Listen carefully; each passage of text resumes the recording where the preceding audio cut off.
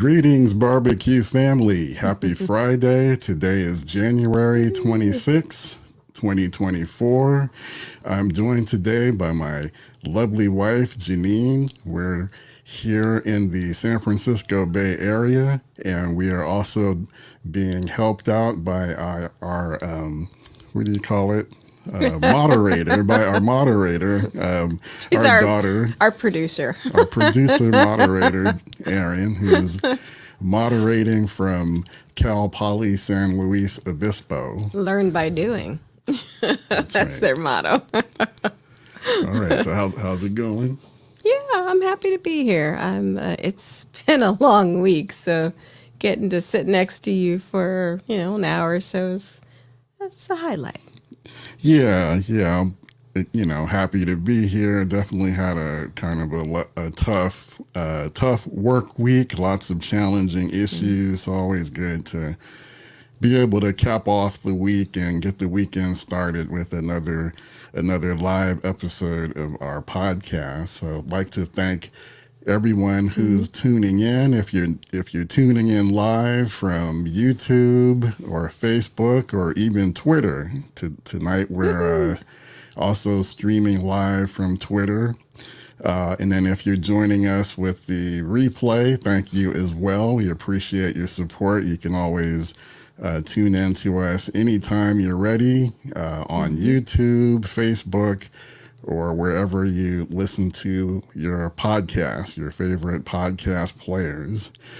So today we're going to do something different. I thought since it's the last Friday of the month, that we would do kind of like a Q&A. So instead of coming with, a pre-prepared topic and doing it that way, I thought maybe on the last Friday of the month, what we would do is to make sure that we're hearing the issues and the questions about barbecue that our viewers are most interested in, and we'd open it up. So if you have any burning questions or just any questions in general about barbecue that you'd like to ask, definitely we want this to be interactive. So please join in the chat.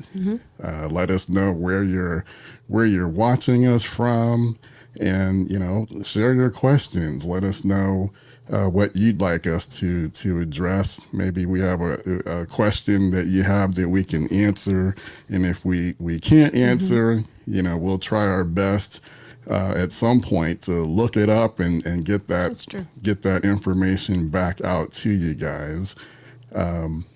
So definitely wanted to do that. Yeah, when you were kind of floating this idea, in my mind, I thought, oh, it's kind of like an open mic Friday. So it'll be kind of good to, loosen it up a little bit. So I'm excited. Yeah, definitely. So I don't know, Aaron, if we've gotten any questions so far. If not, maybe we can just kind of freestyle, wing it until we do get some questions coming in. I don't know, Jeannine, if you had anything that you wanted to kick us off with. Well, I wanted to discuss the pressing need for a pork belly. I was trying to sneak in and get it from the store so that I could slide it over to you so you could kind of work your magic, and I just ran out of time. So I will try tomorrow, I think, and just see if I can get what I need. I really have a taste for it.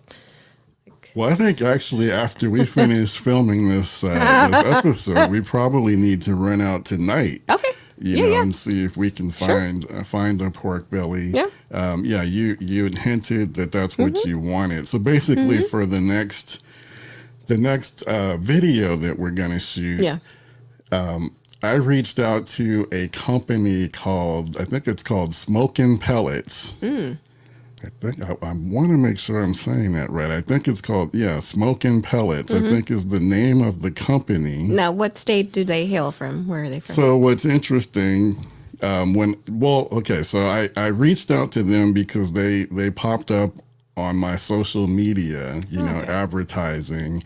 And what's interesting about them is that their pellets, they aren't really pellets. They're not made from like Wood. compressed sawdust, Okay. like traditional pellets are.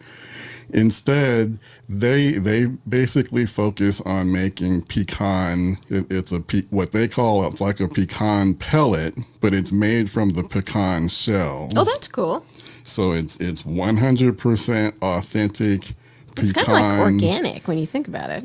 organic, Yeah. and it's just strictly from the shell. So I reached out to them and asked them if they would be willing to send me a sample, and Cool. they readily agreed. So they sent me a small box, and I want to do a video. I'm gonna do a comparison comparing like the smoke flavor of Okay.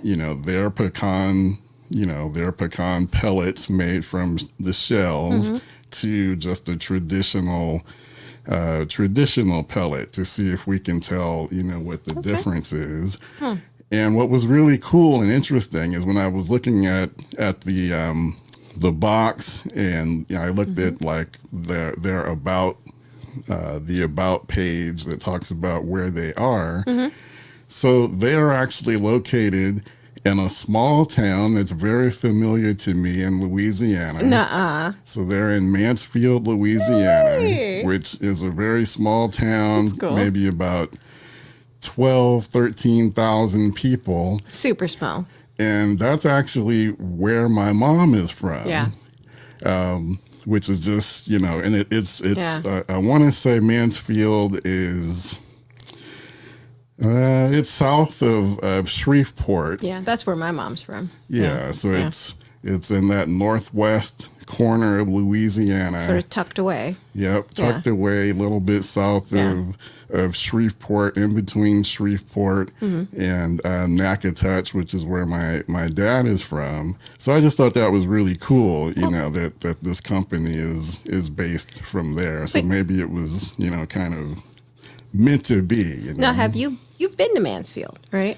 Oh yeah, I've been to Okay. Mansfield. Come on, you know I've been to Mansfield. But I wanted to ask you, did you notice an overabundance of pecan trees? Like, No. is that what it's known for? The only thing I really noticed is the trees there are really tall, really skinny. Yeah. But I never took the time to bother, took the time to recognize, what kind of trees Okay. there are, but definitely a lot of trees. So I don't know. It must be pecan, must be pretty, growing plentiful there. But no, I didn't notice. Okay. Take notice of it. Well, especially if that's what their business is based off of. So I was like, that's interesting. Yeah, no, Very when cool. I'm there, mostly what I'm thinking about is I'm usually there in the summertime. I've only been there maybe 3 or 4 times. We were last there That's been like 10 years ago, right? At least. maybe not quite 10 years Yeah. ago, but yeah, it was maybe like 2017-ish, somewhere in there. And, what I always think about is it's just so hot and humid there. And it rained a in lot. the summertime. It didn't rain a lot, but then when it does rain, it's It's just a lot. very different from how the rain is in California. Yeah. There, it's like, it feels like the sky opens up and the water, it just feels like the rain is just coming down in sheets. Which is straight a lot. down, just straight down, really hard. So definitely really, really different. So I'm looking forward to that. But anyway, so we're going to do a video comparison comparing those pecan-based pellets made from the shells with Good. traditional pellets. You mentioned that you'd like to do I want that pork belly. the pork belly, Oh, because my I goodness. asked you what should I cook. Yeah. So I want to do that tomorrow. Okay. It's going to be, it's a pretty long cook, probably about 5 hours. We're going to do pork belly burnt ends. Oh, okay. So I only have one pellet grill, so I have to do one batch, at a time, using both types of pellets. So it's going to be an all day thing. So we need to get that that pork belly ASAP. So, okay, so you mentioned something. So, I'm not always the connoisseur of all the equipment you have in the backyard. So, you said you only have one pellet grill. Have you thought about getting a second pellet grill? Don't say it. Don't tempt me. Don't tempt me. Especially, it could help you with these types of things where you're comparing and contrasting. Have you thought about it at all? Are you tempted? Is there anything out there that's tempting you? Well, of course. Calling you? There's always, I've always got my eye on something. And, I've always had my eye on the Weber smoke fire, the Weber smoke fire. Okay. Of course, the initial rollout of the smoke fire was a disaster. That's the one where things were catching on fire down below, right? There were some videos out there Yeah. showing some grease fires and different things like that. And you think they fixed it? And are you ready to try it? They're good at, they're good at fixing their issues. And I know that, the second version of the smoke fire corrected those issues. And I think they're coming out, or they've already come out with the successor to the smoke fire. What's I that can't one think of the called? name of it. Okay. It's something different. I think it's a little bit cheaper. Oh. I haven't looked closely at it, but there is a successor to the smoke fire. Okay. But anyway, to answer your question, I'm always looking for a used smoke fire, and I did see one over the holidays, But we were sick. Well, you had already you got me the Weber Smoky Mountain. Okay. So I didn't want to get carried away, and we've got other things to take care of. But All right. anyway, I'm always keeping my eye out for an opportunity. All right. But let's oh, wait. Oh, the It's Surefire. John says it's the Surefire. Oh, okay. Yeah. Thanks, John. Yeah, I know there's a successor. But we do have a comment cool. that came in. So we got this question or comment. What are your favorite, number one, meats to smoke, grill, direct heat, cook? I'm thinking for me, spare ribs for direct heat, grilled steak, and smoked brisket. Also, spare or baby backs. What's y'all's favorites? All right. So we got a couple of questions. Yeah, within there. Yeah. Okay, so let's break it down. Yeah. So number one, Like tease this your apart. favorite meats to smoke.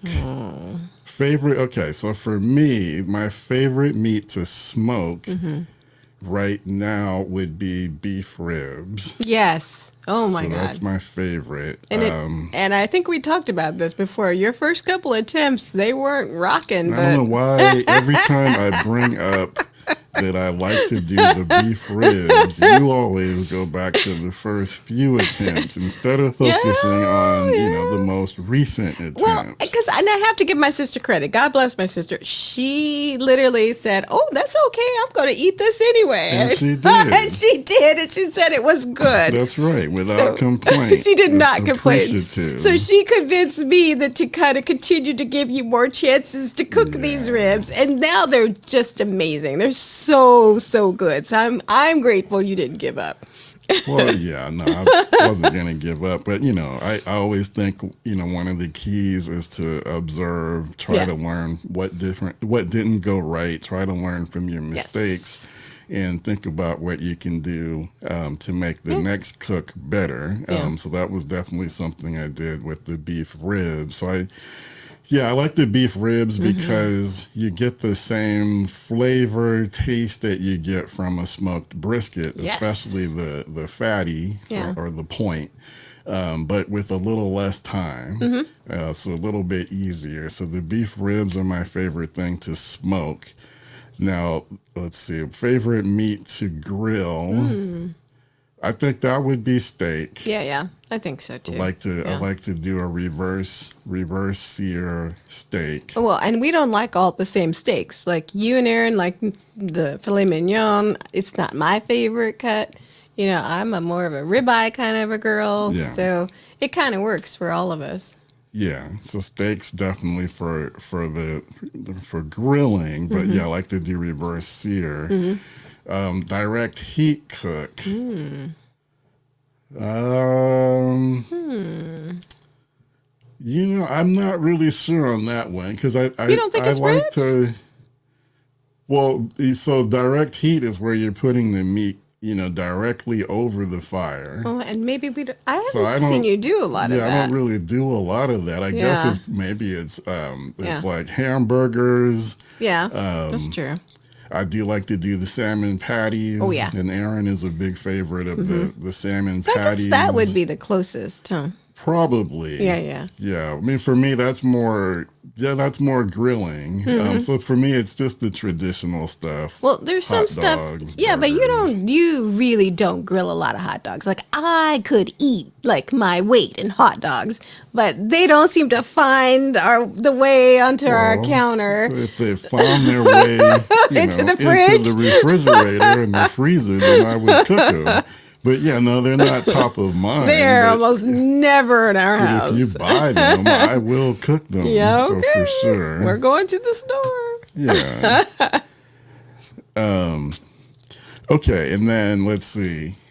So I'm thinking for me, Yeah. spare ribs for direct. So I haven't tried that. I haven't tried doing the spare ribs or doing ribs over direct heat. But you do have a preference when it comes to ribs. Even, I know this too. So, But maybe I should try that though, yeah. because that'd be a way to get the ribs done quicker too. Would they So be tougher not if you don't overdo it. or dry? I kind of always think like those are the things that I think could happen. I think if Okay. the cook knows what the pit master knows what he's doing, they shouldn't be. I'm not saying that Okay. the first time that I try it that it'll come out, that it won't be dry Yeah. or burnt up, but But you're willing to try. yeah, that's something else to All right. consider. Let's do it. And then he also asked, well, what's the favorite, spare ribs or baby backs? So I've gone back and forth on Yeah, this. he has. For a while, it was spare ribs. I think right now I do like baby backs better. Yeah. Yeah. Because they tend to be a little bit more meatier. Yeah. And I don't know, there's just something about when you smoke them right, the pull back from the bone just looks more, visually Yeah. it looks more impressive. I mean, and that's kind of a shallow answer, but, they just kind of look more impressive to me. I think it's true though. I don't know. At least that's what you had me hunt down recently. So Yeah, so right now we're more into the baby backs. I think so. Yeah.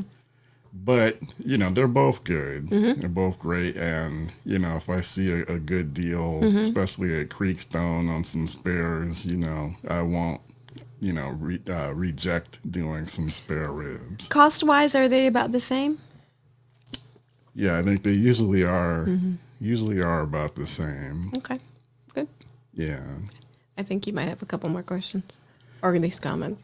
Yeah, so the follow-up is, so basically hot and fast is also direct heat. So your Hunsaker would be that without the vortex, nothing like fat dripping in coals. Okay, so that's a good suggestion Yeah. for a way to do Yeah. the direct heat. And like you have on used the Hunsaker. You have used the Hunsaker because isn't that the one where you? Well, yeah, that's the drum. Yeah, and you've hung meat. You've done all kinds of things there. So yeah, I guess I was thinking of it more like literally direct heat. I was thinking about it as being more where the meat is literally directly over the coals. Yeah. But even like if you do it in a Hunsaker, then there is some distance between the coals and the meat. And then especially if you're hanging them. So yeah, that's more of another way of doing it. To me, it's kind of, I guess you could consider it direct so. heat. I still kind of think of that as being a little bit indirect. I see. But I mean, I agree. It's usually when you do smoke stuff in a drum smoker, like the Hunsaker or a pit barrel cooker, you are cooking hot and fast, because the temperatures, the drums do tend to like to be naturally hotter than maybe what you would be smoking meat, like in your like in a Weber Smoky Mountain, or the Weber. Now, wow, I'm getting all these names mixed up in my head. The Weber Summit Kamado. Thank you. So your temperatures are probably going to be a little bit hotter, like in a Hunsik or around 300, 325, maybe even 350. So actually, when you look at it that way, I do like to, from time to time, hang my ribs in my drum. Absolutely. And we've done that too. That's another cool way to do it. And those ribs were not baby back. I don't think so. I don't know. Maybe. I think can't they remember were. if they were baby backs or if they were spare ribs. I think they were spare. Okay, so now Chud Box and Lone Star Grills have direct heat cookers that keep the fire about 24 inches from meat. That's pretty cool. But meat sits directly over it. It's so good. All right. Does that like catch your eye? Are you thinking, I mean, well, I can't, I can't get everything. No. But I think P3AK930 recently commented on another one of the videos. Okay. It was either yesterday or the day before last, and he mentioned the Chud Box in that as well.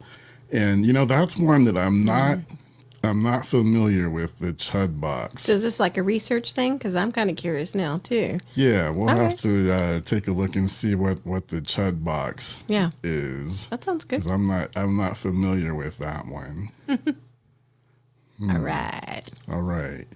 I think we got another comment. Yeah. Okay. Hi, Oh, Kenyatta wow. and Jeannine. We are watching all the way from Dubai. All right. and I So think- funny. Ken's best friend literally was in Dubai yesterday. First Right. he was in India, and then he traveled to Dubai. So it's like, this is like 6 degrees of separation. Pretty cool. Yeah, and actually, and then actually a person on my team who has been doing videos for me and who I am planning to have her on the podcast. Yes. She lives in Dubai. Absolutely. So that's, Dubai is definitely coming up a lot. And I know that I think they are exactly 12 hours ahead of us. Yes. So I think that means it's 7:23 a.m. right now in Dubai. So definitely appreciate you getting up early to check us out. So the question is, have you considered opening up a restaurant? Oh, gosh. Yeah, we don't have a backyard here and no. can't just barbecue in the flat.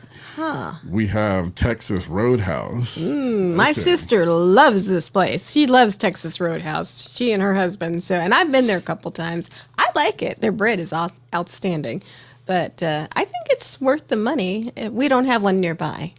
But Well, I thought you took me to a Texas no, Roadhouse. it's in it's a ways away. Like it's up towards Vacaville. It's like in Fairfield. Okay, so it's about 45, 50 minutes plus away a from bridge where we toll. live. But the question, so have I considered opening up a restaurant? So actually, that's a question that I do get. I get a lot Do you? of questions about, like, have I thought about opening up a restaurant or a food truck, or have catering. I decided, to cater? You've done a little bit. I mean, you've been dabbing in the catering world, for like friends and church who kind of need some things. So What do you think about that? I mean, was that like, So I wouldn't, I wouldn't mind catering like for events. Yeah. For Yeah. unique kind of one-offs. Yeah. I think I might be open to doing that so far. Yeah, you've done a I few mostly times. have just done it, but I haven't charged for it. I've just kind of done it just because I like to barbecue, and just doing it as a favor. right? But in terms of whether or not I would do that for a living, Right now, my answer would be no. Mainly because I know how hard work that is. It really is. It's really hard Really work. hard. So I don't know. Maybe if I didn't have a daughter in college, Right. And then we were closer to retirement, and then we could just kind of do yeah. it just for the fun of it, Yeah, That if would be really you cool. know, maybe down the road, maybe Absolutely. that could be something we could consider. Yeah. But for right now, for the time being, Yeah. I think I would need something a little bit more steady and Yeah. more dependable in Yeah. terms of the income. Yep. So I don't think that that's in my immediate future. But Mm. I mean, I think it would be Would be interesting, and it kind of I do envy the guys, especially some of the guys that I interact with a lot Mm-hmm. Yeah. on social media. One of my friends, He has that whole setup, right? yeah, he recently Yeah. has gone full time doing like pop up events Yeah. full time. So he's gone all in. He's all in, Okay. which I think is really cool. Yeah. You know, because I'm looking at him and he looks like he's having a blast. Yeah. Well, because he's doing what he loves. Yeah, he's doing what he loves. But it's still a business. So yeah, for me right now, I'm kind of supplementing, my love for barbecue by doing this, by Yeah, doing for like sure. the podcast, Yeah. and we have the Backyard Smoke Master BBQ website, And you have your class. and then the course that we just did. Yeah. So I'm kind of going a different route, Yeah. trying to see if we can, make a few coins, Right. by selling like education Yeah. and trying to help motivate people to learn how to barbecue. But also bringing new ways to show them your love of barbecue, right? So that's kind of and then with the pretty cool. videos and everything. Yeah. So yeah, we're kind of dancing around it right now. So maybe down the road, maybe that'll be in my future. that would be cool. But right now, I'm a little risk adverse right now, so I'm You and me both. not ready to jump in there quite yet. And then I see, Oh, a preference. now speaking of work, let's see, someone that I used to work with. My good friend Lynn Freeman McIntyre says, I would love to see you open a restaurant. So maybe someday. Yes. Maybe someday. And even if we can't, maybe we can meet up. And, because we go to SoCal, our kid is halfway there. So maybe we could figure something out. So yeah, for those who don't know, Lynn is in the Southern California area. Yes. We're in the Bay Area. Our daughter is kind of halfway in between. Yep. Up the coast or down the coast Yeah. from us. So it could work. All right. So next, I see we have another question, preference question. Oh. Wrap brisket in butcher paper or foil. Have you tried both? And which do you prefer and why? So yeah, I have tried both. Early on, I would wrap my brisket in foil, and that was mostly because that was how I learned how to do it, by watching other YouTube videos. But I have since learned, and I'm Yeah. of the opinion that wrapping in butcher paper is a better way to go, because the butcher paper will better preserve the bark that you form during like the first 6-7 hours of your cook. Because the brisket is taking in smoke flavor all the way up until the point where it gets to around 165 to 170 internal. That usually takes about 6 or 7 hours, but of course that can vary depending on the size of your brisket, what temperature you're cooking at, Did the so on foil, and so forth. did the foil kind of not mess, but like challenge your heat? Did it? Well, so 'Cause when it's a you conductor. when you wrap it in foil, Yeah. basically it changes the way the brisket is cooking. Yeah. So when it's wrapped tight in foil, it's no longer breathing. Instead, it's like it's kind of like in a what's the word, like a pressure cooker Yeah. almost, when Yeah. it's wrapped in foil. So It's almost like steaming a little bit. yeah, it's steaming. Yeah. The Yeah. process, the Yeah. cooking process turns more into like a steaming process. Yeah. So when you unwrap it in foil, a lot of times you'll see that bark that you formed Just melts off, right? kind of, yeah, it's kind Yeah. of vaporized Yeah. and dissolved. Yeah. So that's why I prefer to wrap in butcher paper. Yep. Because it does allow the brisket to continue to breathe, and you're not going to lose that bark the same way that you will if it's wrapped in foil. Yep. But then having it wrapped in butcher paper, because the whole purpose is to push the internal temperature of the brisket past what's called the stall, Yeah. which is the point where the internal temperature, it just looks like it's no longer cooking, and it can take a really long time for it to push past the stall. Basically, the moisture on top of the brisket is kind of cooling it off at the top of the surface, and that's kind of slowing down the internal cooking process. This is where we get all scientific. Because cooking is science, right? Well, Big is part it of it. art? Is it science? I guess that's A little bit of both. That's a debate, but Okay. yeah, I would say there's some both science and art involved. That's right. But yeah, so I mean, the other option is to not do anything. You don't have to wrap in butcher paper or foil. You can opt to just push through the stall, leave it unwrapped, and just continue to cook normally. That'll, of course, that'll add time I was thinking overall the to same the thing. cook. Because this cook is like 11, 12, 13 hours? Could it, Yes. how much more time would it add? It could make it 14, 15 hours, but it could be 14, 15 hours even if you wrap.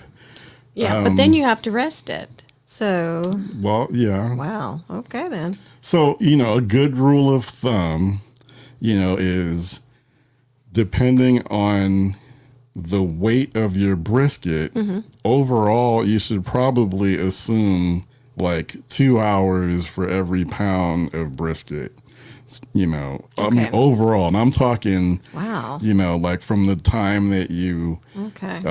you light the coals, get your smoker up to temperature, especially if you're cooking on a stick burner where all of this takes longer, to the point of actually smoking the brisket, pushing through the stall, either naturally or with foil or butcher paper, getting the brisket up to 203 degrees or more internal to make sure that it's super tender, and then resting the brisket, because I think you should rest your brisket for at least 3 hours. I was gonna say maybe 2. more. So it's 2 rushing it? I mean, you can do 2. Okay. But the preference. I think Yeah. the longer you give the brisket time to rest, the more time you're allowing those fibers to settle down and cool off. And the payoff is when you slice into the brisket, it's going to be so moist. really moist, Yeah, really juicy. so moist. The more time you allow it to rest. So, yeah, that's why I think budget 2 hours for every pound. So you might even be looking at a full 20 hours. 24 hour Yeah. process to do a low and slow For like a 10 brisket. pound brisket. Well, like a 12 pound 12? 12 Okay. pound brisket. Okay. I mean, but there's theories on that. You can also do brisket hot and fast, and you can do it in a much shorter amount of time. Like what's his name? Yeah. The winningest barbecue competitor in the world. I can't think of his name. Myron Mixon. Like Myron Mixon believes in doing brisket hot and fast. Yeah. Yeah. If you're doing it on the Hunsaker or on a drum smoker, it's not going to take as long. Can you do that though? Absolutely. Okay. I just, I like to do my briskets on my stick burner. Yeah, you do. So I like to do it low and slow, and it's going to take, so it's going to take that time. So I guess I would say that my 2 hour per pound rule is probably better, like if you're doing it on a stick burner. Okay. That's Maybe reasonable. a little bit less time if you're doing it on a regular, Oh. a different type of smoker, and then even less if you're doing hot and fast. So interestingly, you have a comment. It's so funny. I was thinking about vegetables too because I wanted to. Well, I'll let you read the question, but I had a thought in my head about the vegetables. Okay, so we There's two. have oh yes, they sell insulated resting bags that are amazing for overnight rest. Now I haven't tried that, but that's a great tip as well. I think so. For getting your for allowing your brisket to rest. I have a Cambro Yes, that I it like to does. put my brisket in, and those are super. You think of it as like an insulated cooler, but on steroids. Yeah, it's really nice. So I like to use my Cambro to let my briskets rest. But if you don't have a Cambro, if you don't have an insulated resting bag, what you can also do is just take your regular cooler Absolutely. and then pack it with towels. Your igloo. Yeah, cooler. your igloo cooler, whatever. It doesn't Yeah. have to be an expensive cooler. Nope. Put your brisket in there and then pack it with towels. And then that also helps insulate and then let that brisket rest. I know you spent a lot of time slaving over this right. brisket, so you don't want to mess it up. Nope. By slicing into it too fast Yeah. and not allowing it to rest. Yeah. All right. Let's see. Okay. So the next question is, let's see. My mother-in-law says she would love to see more seafood and vegetable barbecues in your YouTube channel. Okay. Thank you for that. That is a great. That's a great comment and suggestion. That helps to serve as a reminder, and I need to, put that on my to-do list of videos to make. We've done. I mean, you do a lot of corn, and I don't know if that's really what she was thinking. No, I think she wants like dedicated videos Yeah. about seafood Yeah. and vegetables. So I've done a couple videos on salmon. I do have a video in my barbecue course about it's a Creole a Creole inspired salmon recipe in the course. But I do have some recipes for like shrimp. Oh yeah. I actually just got some these new skewers, Yes. some accessories. So I do plan to do some more videos, branching out a little bit more. Besides just doing the kind of the traditional meat stuff. So stick around. We're gonna work in some more videos with the seafood and vegetables too. That would be good. That would be. That would be good. So yeah, we have to vary the menu of food-based videos that we have on the channel. So thank you for that. Well, and I know this won't make it into a video, but I do appreciate that when you are, smoking meats or whatever, and I just slip you a few potatoes, and it makes it onto the smoker, and they come out perfect. So every time, they're beautiful. They're just so good. So I appreciate that. So that's just a little cheap thing that anybody can do. Well, yeah, It's so nice. I have found that on my long cooks, it's really easy, to just put some potatoes or corn on the cob Absolutely. as well to get them on the smoker, side by side with the protein. Yep. So yeah, those are minus, the smoker's already hot. And it's delicious. Minus we'll take advantage of that heat and be able to, slow cook some good veggies. And But it's perfect every time. It's almost like it's kind of idiot proof. You just kind of set it and go. So. yeah, but then I think veggies can be cooked also over direct heat too, so that we can do some direct grilling, with some vegetables as well. So It's like a challenge. yeah, that'll be good. Okay. That'd be good. Let's see. Okay, this is from This is from Erin. So she's Ah. posting as Backyard Smokemaster Barbecue, and she says, "More fish for when I get back home, please." Yeah, Okay. so that's Erin's favorite. She would say that her favorite thing that I do that she likes is when I do salmon. Yeah, that's true.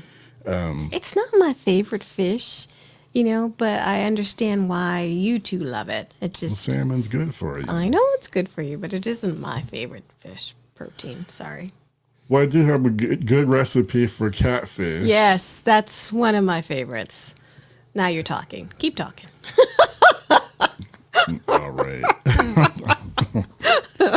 So yeah, we'll have to make a running list. Yes. For all of the suggestions. That would be good.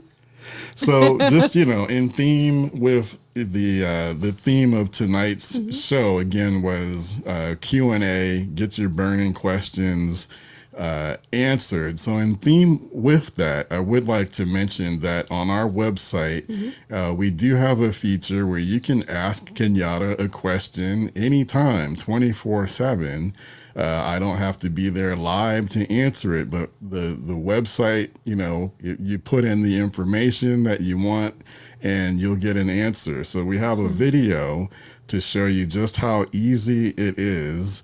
You can access it, the feature at backyardsmokemaster.com/ask.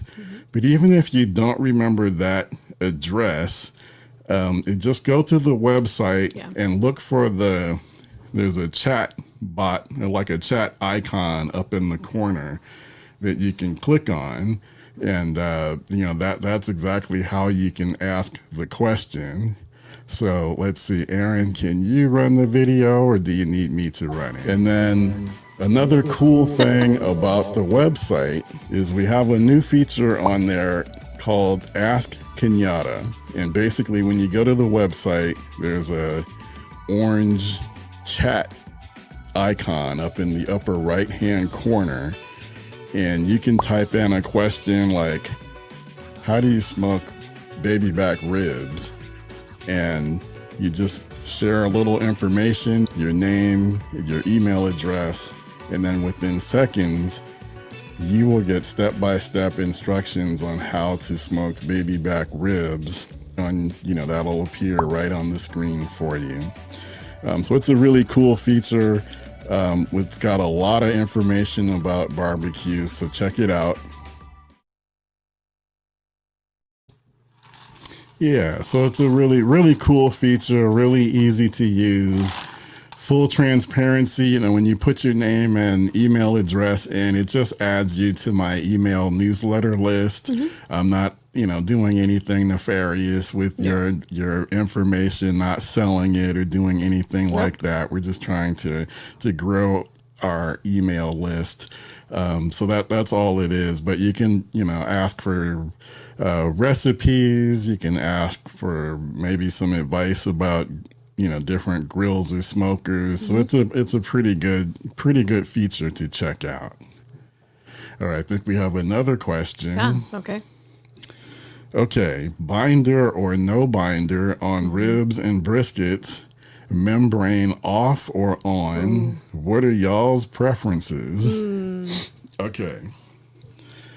So generally, most of the time I'm gonna use a binder. Most of the time, generally just because, it helps whatever the rub is stick. That's all. So a binder is like mustard, mayo, honey. What's a binder? Not so much honey, Okay. but a binder, it can be mustard, mayo.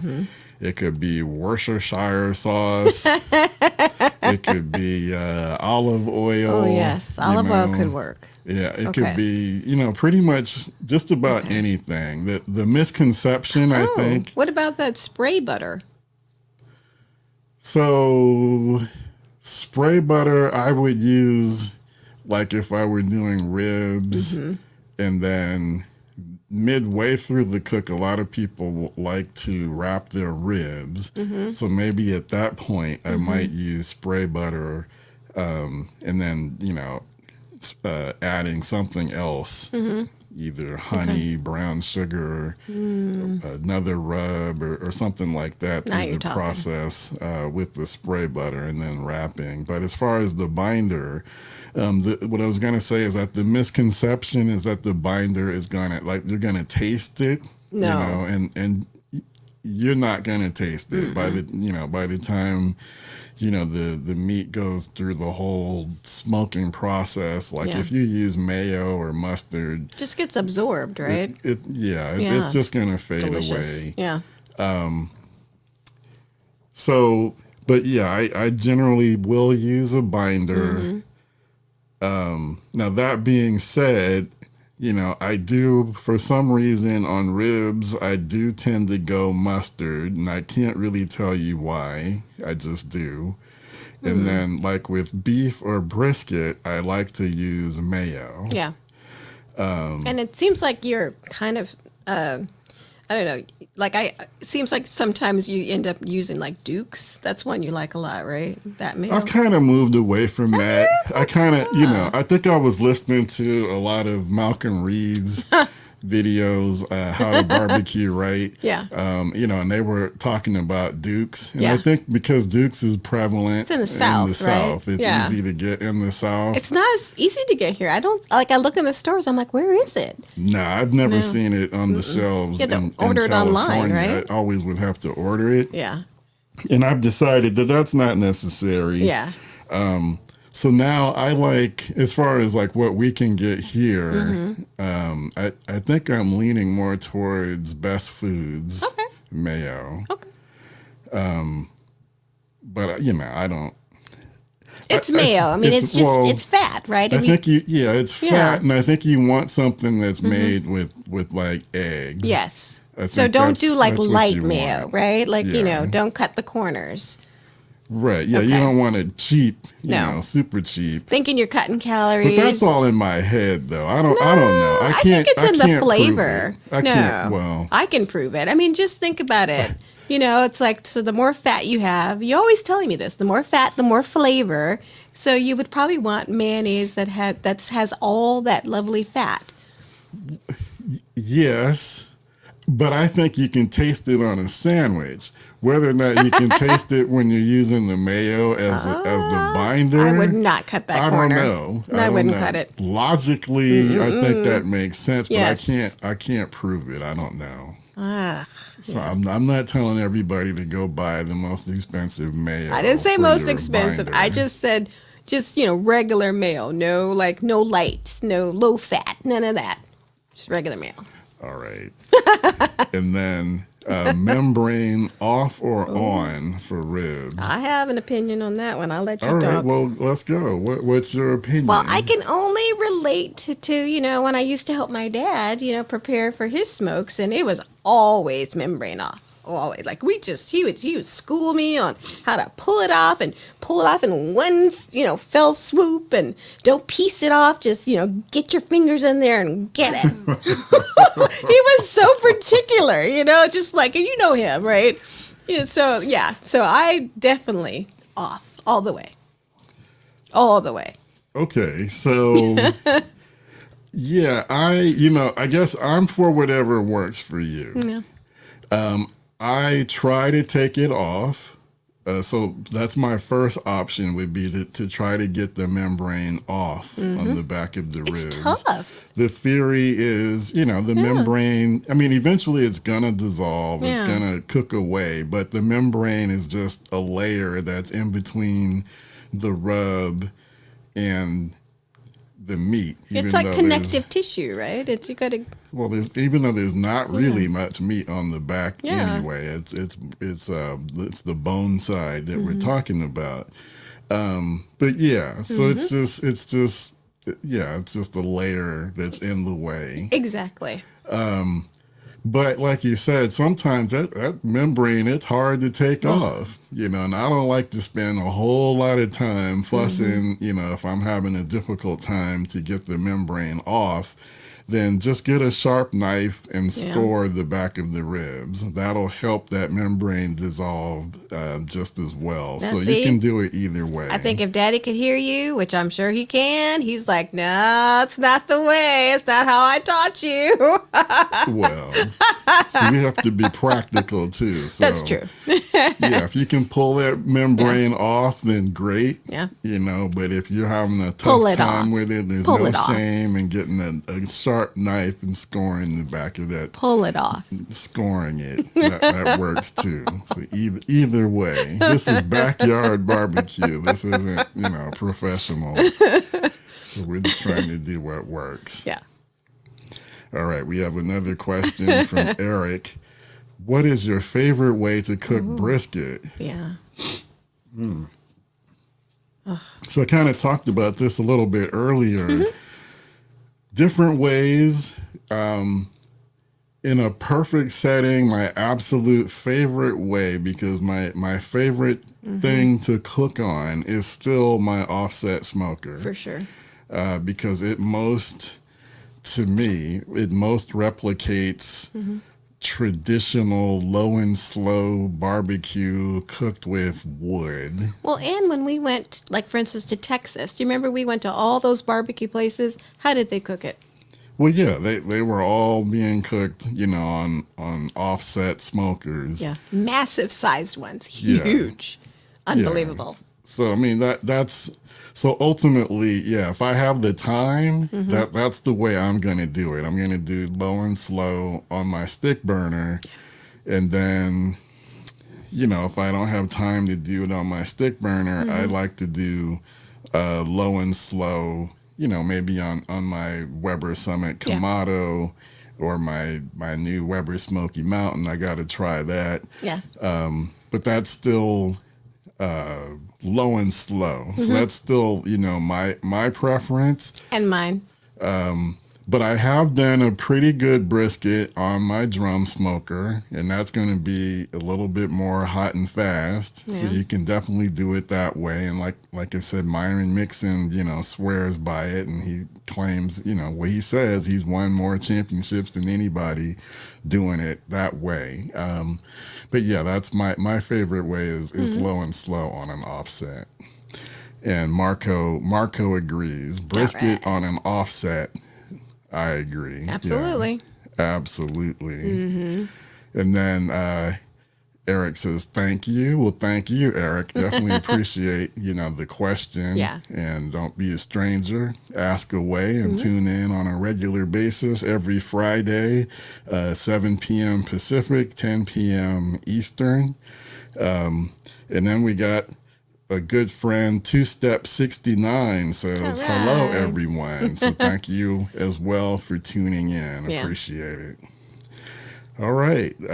So Jeannine, you got any I have a other question for questions? Okay. Wait, it's mostly for your audience. I'm curious to know what, if any, kinds of barbecue books your audience has been reading, because I try to find you good books, especially around the holidays, because I know sometimes you have a little bit more time to read.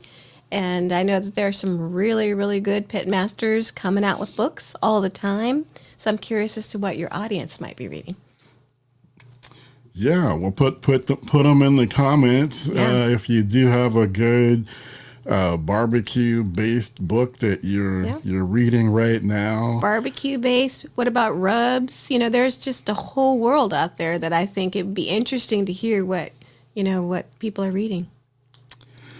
Okay, yeah. Eric says Amazing Ribs books is awesome. Yeah, I do have the book by Meathead. Yes. Got a bunch of books back there. Yeah. But yeah, I've got the Meathead's book. Who runs and operates the Amazing Ribs website is excellent. Let's see. I've got you got me a few books. Yep. By Aaron Franklin. That's right. So I definitely have a few of his. I haven't been able to go through all of them, but from time to time, I will look and see, what the recipes are looking like. Yeah, he is. Aaron Franklin is considered the king of brisket, you know, and he's It's like candy. It just melts in your mouth. It's yeah. ridiculously We good. got to eat Yeah. his brisket Yeah. at the restaurant down in Austin. Waited in that line. Wow, that And, was amazing. you know, and he swears it's just salt and pepper. You And know, it just you could not believe that, right? Because it I doesn't believe just it. taste. It just tastes so perfect. Well, because I've tried to do it, you know, Yeah. and I've done the salt and pepper only brisket, and it does taste great. I mean, you know, and I've done it on the beef ribs too. Yeah, and they And taste that's really all good. you need, just Yeah. salt and pepper. Now he has Franklin smoke and Franklin steak, and I think there's a third one too. I can't remember the third one. Yeah. Yeah, worth it though. And then Marco recommends Stephen Reichlin's books, Oh, and okay. I've got that Couple too. of those, I yeah. Mm-hmm. think I have the digital, like the digital version of one of Stephen Yeah. Reichlin's books. And he's really good too. Mm-hmm. Like whenever I can catch his show, I think it was coming on PBS. But I like how, you know, he'll show different types of smokers Okay. in action. A lot of elevated recipes too that they're doing. But yeah, Stephen Reichlin is another good one. Okay. And then I recently picked up the book. Oh my goodness, why can't I think of his name? It's back there on my. Can I look for you? Yeah, All right, hold on. Let me tell you what you got back here. Bledsoe. yeah, Kevin Bledsoe, I think, Absolutely. out of Los Angeles. Yeah. He has a amazing. relatively new book out, and what I really like about his book is how he tied it to how he grew up, Yeah. and the influence of the people that he grew up around in getting him into Yeah. cooking, He's which pretty- I thought was really cool. He just seems very down to earth, you know? Yeah. Just real, like salt, what they call those people, salt of the earth. Yeah. Yeah, Yeah. and then Rodney Scott Oh has my a gosh. good one. Yeah. Good one out. Yeah. He's out of, I believe he's from South Carolina. So who's the James Beard winner? That's Rodney Scott. Okay, I thought so. I'm like, he really is amazing. And Yeah. that's an incredible award, right? That's like the highest height. And especially even for barbecue, it's like even more amazing, right? Like Right. really right. amazing. And then right here out of the Bay Area, and now, you know, when I'm on the podcast, I can't think of anybody's names. But his restaurant, unfortunately, recently burned down Yeah. in Oakland. Yeah. What is his name? We have his book too? His book is shit All right, I'll go take a back look there. for you. Give me a second. I can't think of his name. All right, so let's see. We got, I see Bledsoe. I see So she's Rodney Scott. I see Franklin Smoke. I see a book on rubs. But I don't see the person who, maybe it's up here. there. It is Horn Barbecue. Thank There you, it is. Aaron. Aaron comes through in the clutch. So is that Matt Horn? Matt Horn? All right. Yeah, Matt Horn. I think he's originally from Southern California Yeah, I think or so. the Fresno area. Yeah. But really got his claim to fame. Yeah. Here in the Bay Area. And his restaurant was popular. So. Yeah, very popular. Sad Hoping. to see that it burned down, but I think he's trying to. He's gonna rebuild, right? I think so. We But need- hopefully it'll be here in the Bay Area. Well, we need more restaurants in Oakland, that's for sure. So who knows where he'll put it, but it'd be nice if he rebuilt in Oakland. Yeah, It would be nice. yeah. So definitely, you know, a lot of great books. Yeah. a lot of great books out there, worthy of checking out. And for and sure. and to get a recipe or two, or get some rubs, you know, just some ideas, you know, because we don't want to always have to try to reinvent. We can just go to someone who's perfected it and just borrow it. Well, Yeah. I mean, definitely. I use them for inspiration. For ideas on maybe how to do something a little bit differently, Yeah. or try something I haven't tried before. Yep. But mostly, what I like is I like the stories. All of these guys have different stories, different things, reasons, motivations That's on right. what got them Started. to really dedicate their life's work to barbecue. That's right. So yeah, definitely a whole lot. Now I'm also thinking of one more.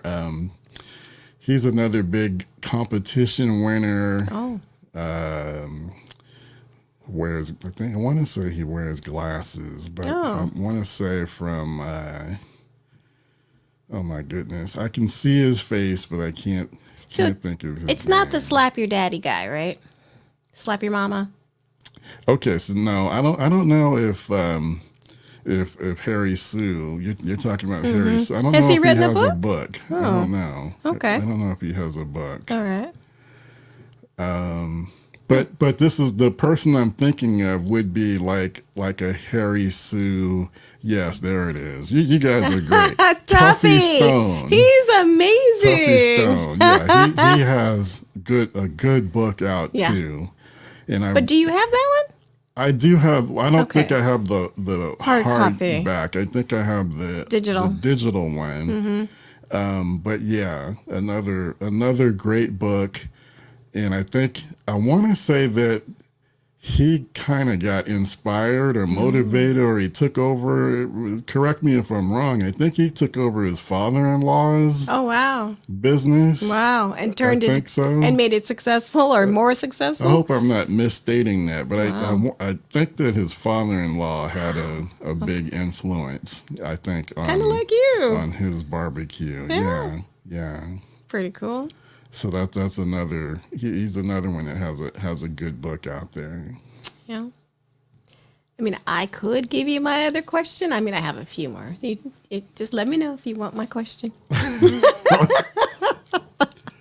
All right, go for it. Let's go. I would like to know from your listeners, where's your favorite place to go to buy a rub? Because you have lots of little haunts to like go and source them and try them out. And I'm curious as to where they go when they're looking for rubs to try. Okay. I mean, I think kind of universal is your local hardware store. Absolutely. Usually, most hardware stores do have like a barbecue section, and they usually do have have some rubs. Of course, some are going to be bigger and better developed than others. Yeah. Ace has a very good Yeah, Ace. supply. Yeah. Yeah, and, Yeah. and that's their whole mantra, right? Right. Ace is what's the slogan? Ace is the place. Ace is the place for Yeah. your neighborhood. Something I don't know, but but I can hear it in my head. But you don't have to like go to Amazon. You can go Right. places that are local. So that would be cool. I personally, my eyes were quite open when we went to Texas, and we went to Buc-ee's for the first time, and it was huge. I couldn't believe how many rubs they had. It was just eye-popping. Well, I mean, Buc-ee's is just different. I mean, yeah. I mean, it's like the 7-Eleven on steroids. It's so. like 10 7-Elevens. It's Right. not even just like one 7-Eleven.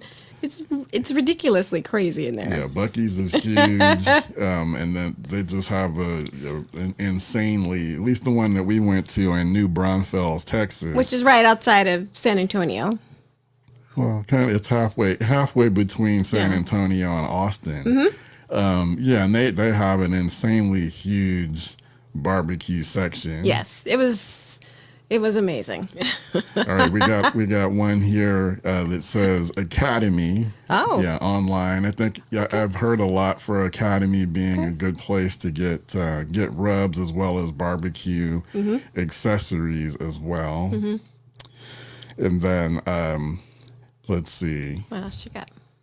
Yeah, Two Step says Those are amazing cookbooks, but I learned and received all knowledge from YouTube 10 years ago. It worked out for Wow. me. Oh, yeah. Well, yeah, I mean that's True. similar to how I learned. I got my when I really wanted to get into Yeah. barbecue, that was where I looked. I looked to YouTube and started watching other videos, and then as I got more, even more into it, kind of supplementing that with some good books. Well, and you kind of dabbled a little bit in, with some lessons here and there. You've done a little bit of judging.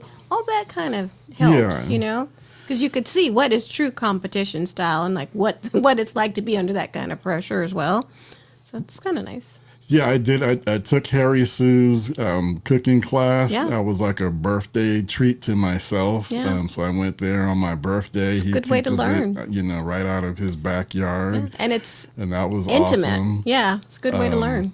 And then, I also became a certified KCBS judge Yeah. for a barbecue contest. They had a barbecue class right here in our hometown, so Yep. I decided to get myself certified. It's another and, good way to learn. Yeah, I did a judged a few competitions.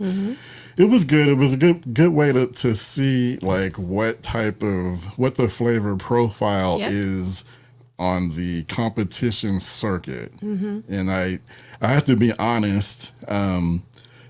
I learned that that's not really for me Yeah.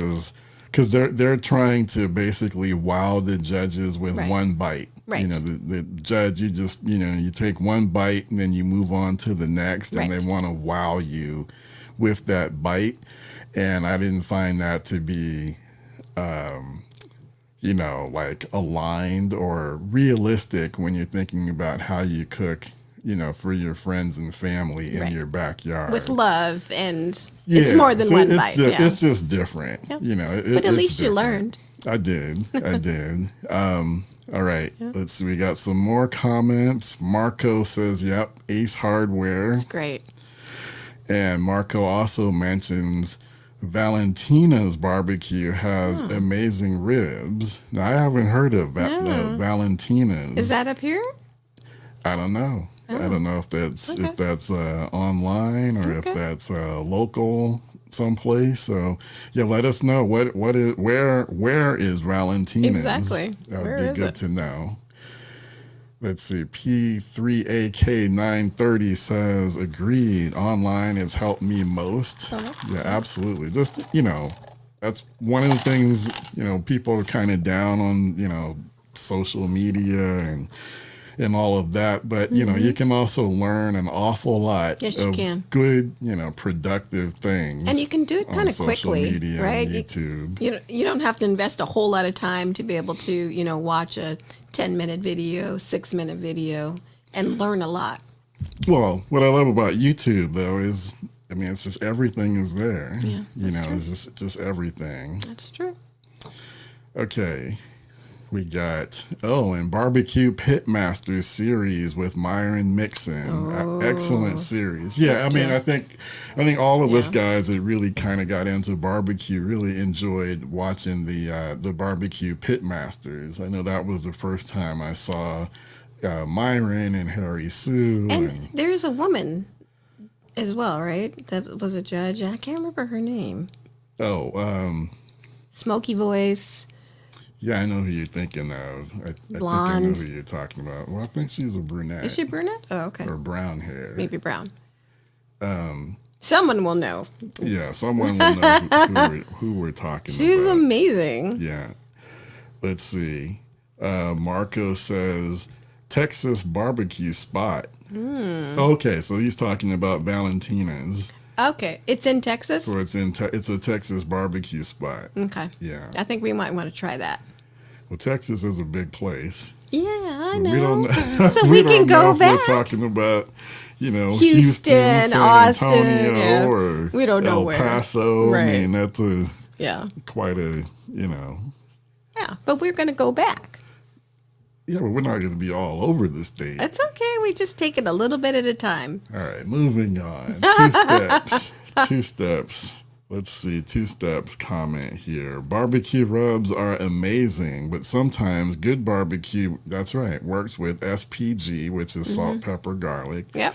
especially on beef with the pairing of the right wood. Yeah, I couldn't agree more. So yeah, that's a good point, It is is. that you don't have to get caught up in trying to get every rub. That's true. I would say I was definitely guilty of that the first few years that I was really getting into barbecue. But it was kind of fun, right? kind of fun, Yeah. but then after a while, you realize, you can make your own rub, based on, the ingredients that you like. That's And true. most of the basis is going to be salt, pepper, garlic. Yeah. And then the variation comes and the additional stuff that you might add. That's You true. know, you might add brown sugar, you might add chili powder, cayenne pepper to make it hotter. Yeah. That's where the variations come in. But Yeah. generally, if all you've got is salt, pepper, and garlic, It's enough, right? that's enough. Yeah. You'll be fine. Yeah. I thought so, too. Absolutely. That's awesome. All right. Let's see what Raul says. Smoking my first brisket All on right. the Oklahoma Joe Bronco this weekend. Very Any cool. tips? I'm thinking 250 to 300. Oh, isn't that a little high? No, No? especially no, that is perfectly fine. Is it? Okay. What you don't want to do is you don't want to chase temperatures. So, yes, I totally agree with giving yourself a flexible range. So, 250 to 300 is good. So, if you figure aim for that, and maybe you'll average out at about 275 or so. see. And that is perfectly fine. So, yeah, doing a brisket, it's going to be a long cook. Yeah. So, Pace yourself. yeah, pace yourself, stay hydrated. Yeah. Hopefully you have a way to, Monitor. to kind of monitor temperatures. Yeah. You talked about a lot of the probes and, Yeah. Well, Thermometers. even if you have a wireless meat thermometer, that's probably the easiest way to monitor temperatures. But even if you don't, yeah. just stick your head out there. If you're not, just sitting by the smoker, stick your head outside, every now and then, just to make sure, that you're not getting too far away from 250 to 300. So not too high and not too low, stay in the range. Well, yeah, if you drop to like 225, 220, that's probably a sign that you're running out of fuel. So it might be time to refuel. Yeah. And then if you're getting too hot, 350, 375, then, that's a sign that you need to make some adjustments, to the exhaust to get that temperature. But yeah, giving yourself a good 50-degree range, that's good. That'll help keep you sane. Because if you try to just stay right at 250, you'll drive yourself nuts. Trying to keep the temperature right there. So good luck, and You should let us know how it goes. tune in Yeah. next week and let us know how it turned out. Maybe take some pictures so we can see it. Share it. Absolutely, absolutely. All right, let's see. Here, I'll let you read this one while Oh, I get a okay. sip. So is this? I've got the Bronco Pro, amazing cooker, 250, 300, works perfect. Keeps an eye out for the stall. Yes. Yeah. So that's PK3AK's advice. He's got the same setup. He's Yeah. got the Bronco Pro. Yeah. Saying 250 to 300 is good. Yeah, watch for the stall. So again, that's going to be that point where the internal temperature of your brisket looks like it's no longer advancing. So when you get to the stall, that's when you make that decision. Are you just going to push through naturally on the stall, let it cook naturally, or do you want to give it a crutch, which would be to either wrap in foil, which I don't recommend, or wrap in butcher paper, which I think would be the the optimal approach. And you have a few videos on this whole approach, right? So maybe that would be good to let him know that on your site there's a few videos for that type of cook. We've done some videos on brisket. Quite a Sorry. few, because I like brisket. Yeah, well, we all love Yeah, the comments yeah, we do. and the brisket, I should say. Sorry, I was a little distracted. They're communicating back to Aaron. Our producer. Okay, and then Aaron also let us know that Valentina's is in Oh, Buda, Texas. oh, All where right, is Aaron. Now you that? know we don't know where Buda, We really, Texas we is. have literally only been to Texas one time because my sister moved there. So I'm getting to know and love Texas. I'd love to go back. And So wherever Buddha is, maybe that's where yeah, we need to all go. right, producer Aaron, you have to let us know. It's in Austin. Okay, so it's Oh, a suburb in Austin. All right, so we've okay. nailed it And we could go down. back to Franklin's. Okay, Yeah, okay. Well, maybe we will end up I there. think so. All right. All right. Okay, Raul says fat side up or down Ooh. on the drum. So the general rule is you want your the fat needs to be facing or closest to where it's hottest inside of your smoker. Okay. And the general rule is in a stick burner, in an offset smoker, the hottest air is over the top, up at the top. So you're going to go fat side up in an offset smoker. And the general rule is just about everything else is fat side I down. see. So that would include the drum because I mean, The not heat only are source is your down. coals are on the bottom of the drum, Yeah. and it's rising. But yeah, so in a drum, if you're gonna follow that rule, I would do fat side down. Okay, James says you may have a video already about making a sauce like Ooh. marsala in cast iron pan Ooh. on PK360 as you get ready to sear a nice couple of New Yorks over direct, then finish in cast iron or no. I don't know what what the end of that is. Actually, I don't think I do Uh-uh. have a video on that. No, that sounds delicious. Yeah. So I'm just kind of rereading this. Hmm. Um, Maybe I need a video. yeah, yeah.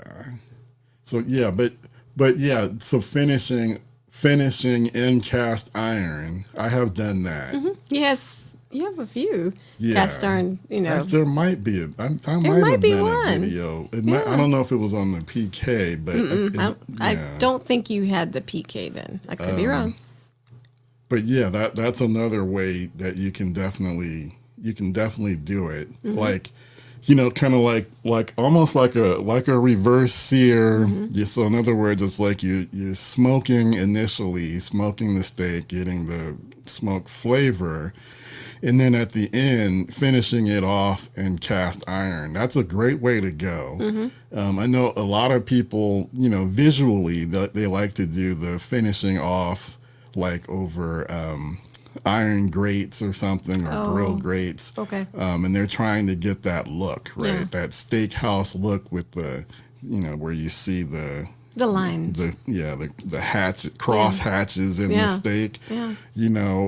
but I know like Meathead would argue that finishing like in a cast iron skillet would be a better way to go because you're getting that sear across not just where those lines are, that cross hatch. Instead, you're getting the sear over the entire surface of the steak Yeah, that's if probably you do it better, in a right? cast iron. So yeah, and I tend to agree with that as well. That actually would be the optimal way to go. Even Okay. though, like, for vanity's sake, you're not going to get those hatches that look all pretty for the gram. But in terms of flavor, I think finishing it in a cast iron skillet would be the best way to go. I agree. All right, Two Step says, for me, the position of the brisket and fat up or down is very important, knowing your hot spots as well. Yeah, that's good advice. As the as you cook on your smoker, get to know where the hot spots are. You can use that to your advantage. And then, you can also make sure that you're not necessarily cooking something faster than you thought, because you've got your meat in the hot spot. So that's important to know as well. Like I know in my LSG 20 by 42, the hot spots, initially, based on what I had researched, I thought that the hot spot was always going to be in the upper left corner. But I've also found that the right side on the upper shelf closest to the firebox also gets pretty hot, at least on mine. So that's, just kind of knowing those little intricacies of your smoker can also make a big difference. Let's see. Two Step says, I love me some dinosaur smoked ribs briskets on the bone. Yeah, beef ribs. Absolutely. Yep. They're delicious. That's my favorite thing to smoke right now. And my favorite thing to eat right now. Yep. And then, okay, I think we answered this one. I think we did. What do you prefer? Oh, do you prefer fat up or fat down on the drum? So, yeah, on the drum, You said down. I prefer fat down. Yeah. And P3AK930 agrees. Fat down on the drum is his preference. Very cool. All right. Well, I think we've worked through all of the questions. We've been at it for almost an hour and a half. Who knew? So I would say that the Q&A approach was a success. Yep. Open Mic Friday. Jeannine calls it Open Mic Friday. But it wouldn't be a success without, the feedback, the questions, the comments that we get from you guys. And I say it all the time in my YouTube videos that I really appreciate, the feedback, the support, the comments that we get on those YouTube videos, and the same for this as well. Appreciate everyone who takes even if it's just a few minutes to say hi. That's right. Tuning into the live stream. Definitely appreciate, everyone chiming in with a question, a comment, or anything. Definitely, the live interaction, can't beat it. No, you can't beat it. And it always, kind of humbles me that, that especially the people that do tune in on a regular basis. Yeah. Because I do appreciate the support. Aw. And Two Steps has been one of the folks that has consistently shown up. So definitely appreciate it. I did see your comment, fat cap down. I saw that one. And then he says, loving this chat. Let's do it again. Absolutely. And I do plan to be here again next week. Raul. Okay, wait, I'll get to that in a second. Uh-oh. Actually, no, let's get to it now. All right.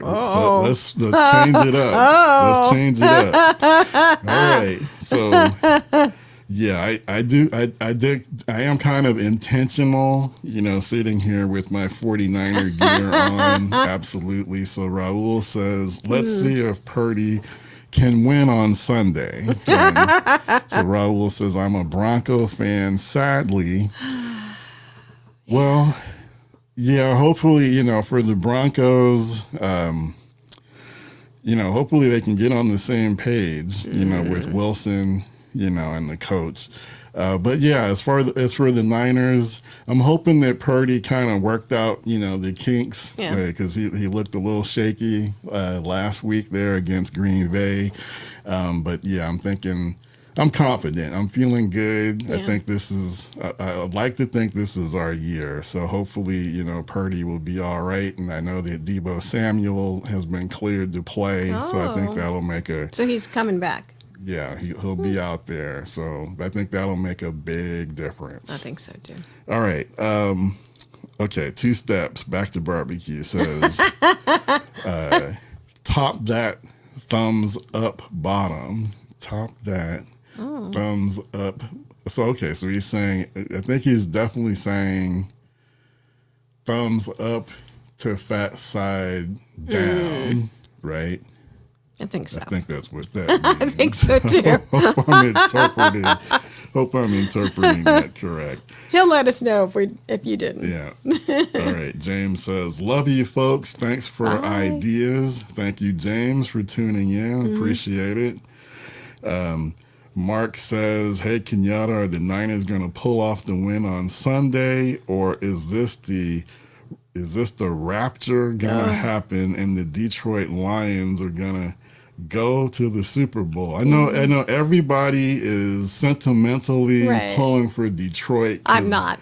Well, because it's their first time. I have no sentiment for Detroit. I'm sorry. Well, but it's, if they weren't playing the Niners, I would be, supporting Detroit as well, because I think it's been a good 40. Yes, I would. It'd be a good 40 years or something for Detroit, and they could use some winning too. But just like when the Giants played Detroit in the World Series about 10 years ago.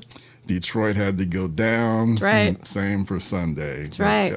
I'm sorry, but it's been a long time for the Niners too. We've been close, but we haven't won the Super Bowl since the '94 season. So that's a long time for us. January of '95. I mean, that's almost 30 years. So it's our time. I'm sorry. See, Aaron, you shouldn't have even shown that.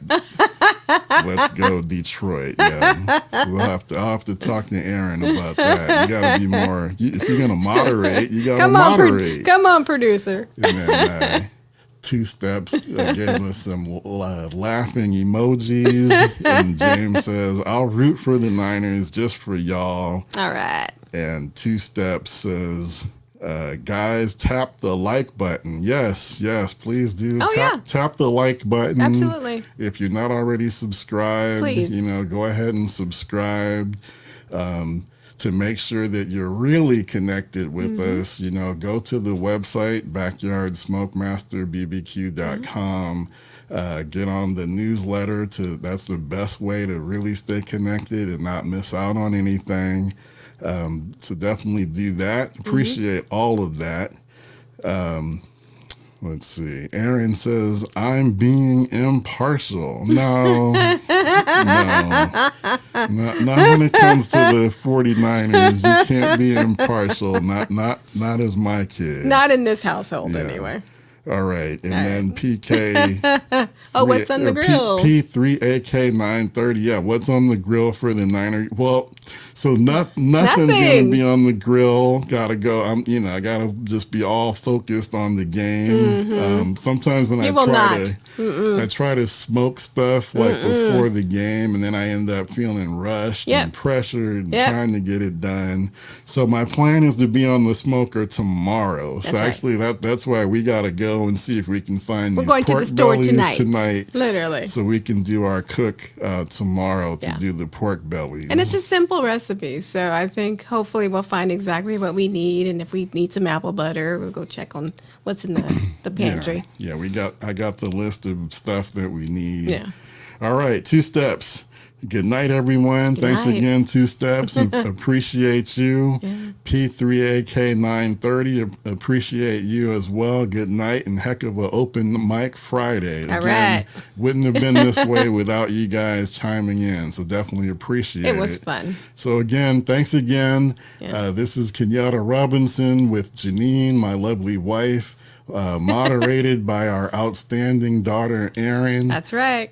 Signing off the Backyard Smoke Master Barbecue podcast. Again, tune in with us. We'll be here again next week, same time. And then even if you're catching us on the replay, you can get us on your favorite podcast platform, on YouTube, on Facebook. And again, if you can join us live, even better, live 7 p.m. Pacific, 10 p.m. Eastern time on Facebook and YouTube. I didn't see any comments from Twitter, Nope, but I not guess yet. we'll stream on Twitter too and get that going. Okay. And if you got friends who are into talking about barbecue, tell them about us. We'd love to have them check us out and, chime in with questions and comments as well. So thanks again, everyone. Have a great weekend. Go Niners.